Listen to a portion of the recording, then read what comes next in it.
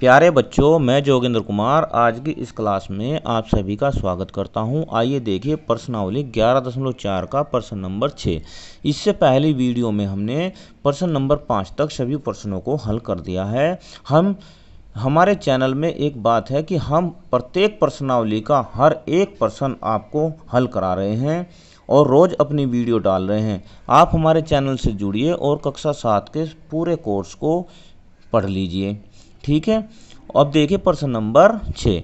700 metre लंबे और 300 metre चौड़े एक आयताकार पार्क के मध्य होकर जाते 10 मीटर चौड़े दो पथ बने हुए हैं जो एक दूसरे पर परस्पर लंब और चौपड़ के आकार के हैं। इनमें से प्रत्येक पथ का क्षेत्रफल ज्ञात कीजिए तथा पार्क की भुजाओं को छोड़कर पार्क के शेष भाग का भी क्षेत्रफल ज्ञात कीजिए। उत्तर को हेक्टर में दीजिए। देखो, प्रश्न काफ़ी अच्छा है और जो पीछे हमने प्रश्न हल किए हैं उनसे थोड़ा सा और हटके भी हैं। इसमें क्या कहा गया है, प्रश्न को समझिए कि एक पार्क बना है। क्या है? एक आयताकार पार्क बना है और उसके बीचम बीच से दो रास्ते निकले हैं 10 मीटर चौड़े। कितने रास्ते निकले हैं? दो रास्ते जिनकी चौड़ाई है 10 मीटर और वो एक दूसरे को लंब पर काट रहे हैं, यानी कि ऐसे क्रॉस कर रहे हैं जैसे हमारी सड़क होती है ना, चौराया होता है, तो ऐसे काट रहे हैं। अब उसने पूछा है कि प्रत्येक पथ का क्षेत्रफल ज्ञात किया, यानी कि इन रास्तों का क्षेत्रफल भी ज्ञात किए और पार्क की भुजाओं को छोड़कर शेष भाग का क्षेत्रफल भी ज्ञात कीजिए और उत्तर को हेक्टेयर में दीजिए। इस प्रश्न को हम बड़े अच्छे तरीके से करेंगे। आप हमारी वीडियो से जुड़े रहिए। ठीक है, चलो हल करते हैं। अब कैसे हल करेंगे? देखो, सबसे पहले तो हम इन रास्तों का क्षेत्रफल ज्ञात करेंगे। क्या करेंगे? रास्तों का क्षेत्रफल। अब हमने आपकी सुविधा के लिए एक आकृति बना ली है। इस आकृति में हमने दिखाया है कि ABCD ये तो हो गया पूरा आयताकार पार्क। इसमें दो रास्ते हैं PQRS, एक रास्ता तो यह है, एक MNOP, एक रास्ता यह है। तो हमें क्या करना है? PQRS का क्षेत्रफल निकालना है, MNOP का क्षेत्रफल निकालना है और फिर बाद में इस पूरे का क्षेत्रफल भी निकालना है। ठीक है, चलो अब एक एक करके हल करते हैं। प्रश्न थोड़ा बड़ा हो जाएगा क्योंकि इसमें काफ़ी चीज़ हमें ज्ञात करनी है। कोई बात नहीं, वीडियो में लगे रहिए। ठीक है, हल जल्दी जल्दी करेंगे हम क्योंकि हमने इस प्रकार के प्रश्नों को हल कर लिया है। अब देखो, दो रास्ते बनाए हमने PQRS और दूसरा क्या है? दूसरा हमने दिया है नाम MNOP। दो पथ हैं। कैसे हैं? दो रास्ते हैं, है ना। अब हम इनकी लंबाई और चौड़ाई देख लेते हैं। तो PQ बताओ कितनी होगी? PQ कितनी होगी? PQ जो इस पार्क की लंबाई है वही होगी 700 मीटर। और PS या QR कितनी होगी? QR कितनी होगी? QR उसने दी है 10 मीटर।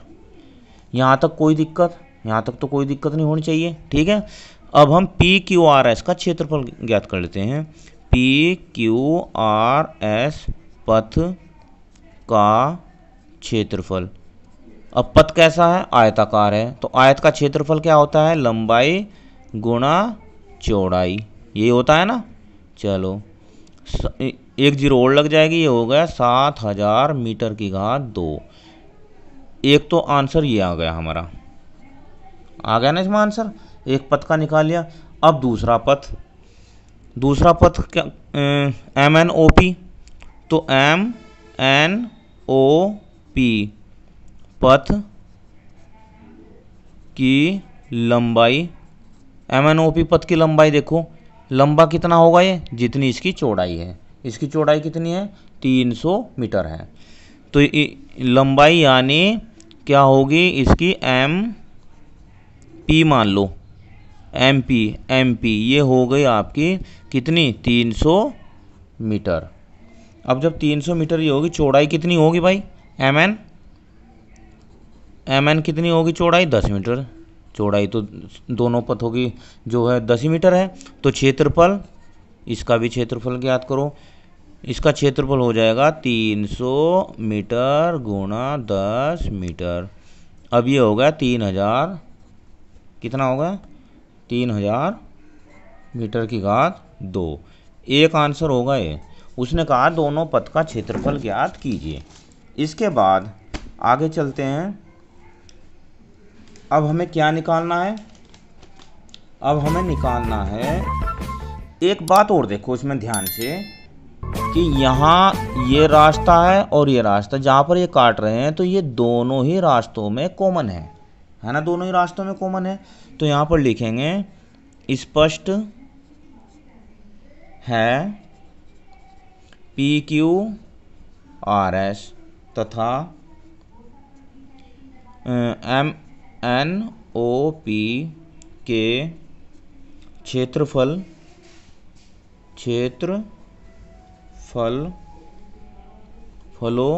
क्षेत्रफलों के लिए उभयनिष्ठ यानी कि कॉमन उभयनिष्ठ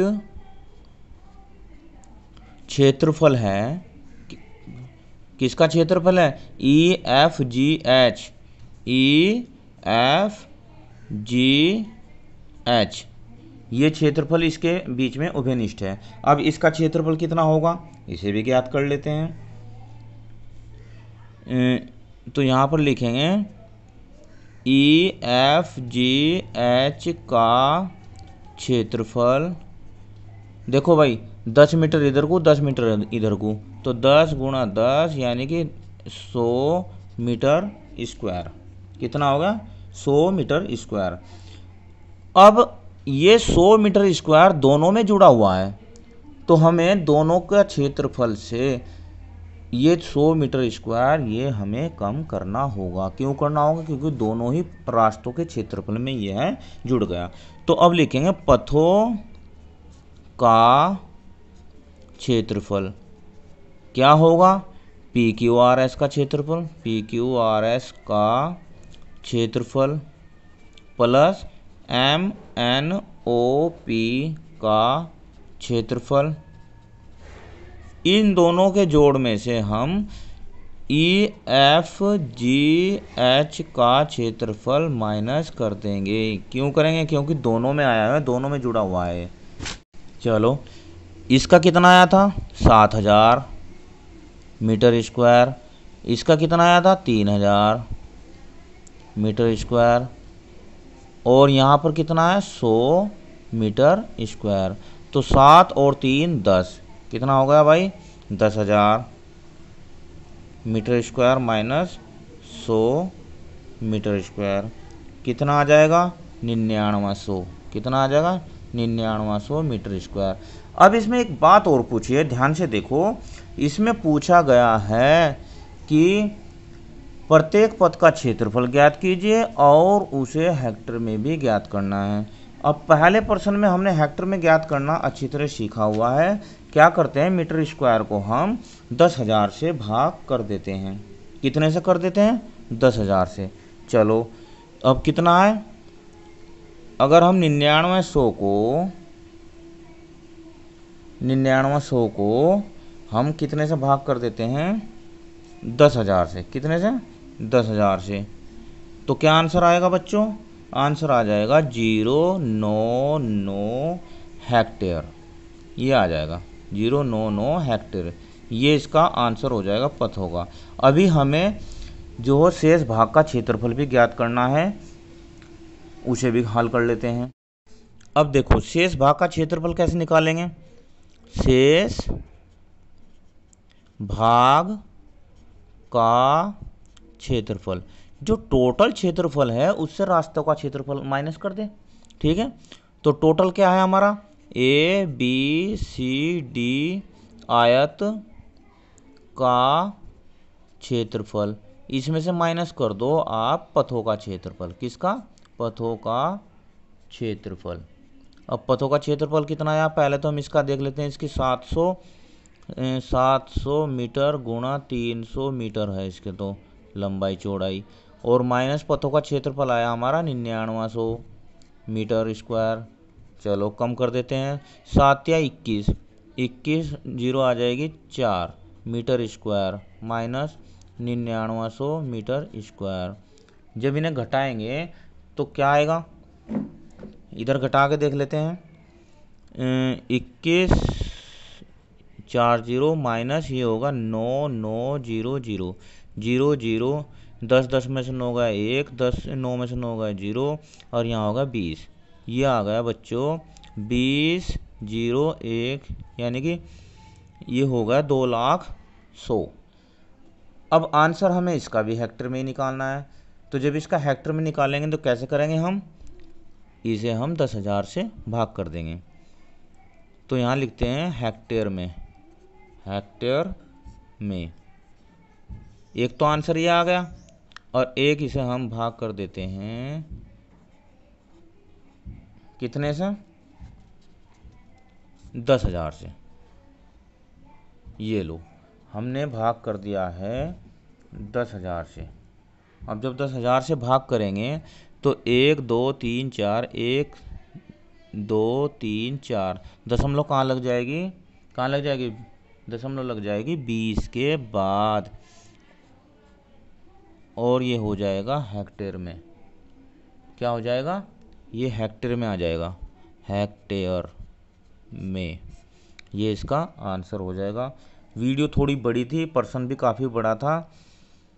अगर कहीं कोई दिक्कत हो, कोई समझ में ना आए तो मुझे कमेंट में ज़रूर बताना। मैं इसमें दोबारा कुछ आपको ज़रूर बताऊंगा। वीडियो कैसी लगी मुझे कमेंट में ज़रूर बताना। धन्यवाद, आपका दिन शुभ हो।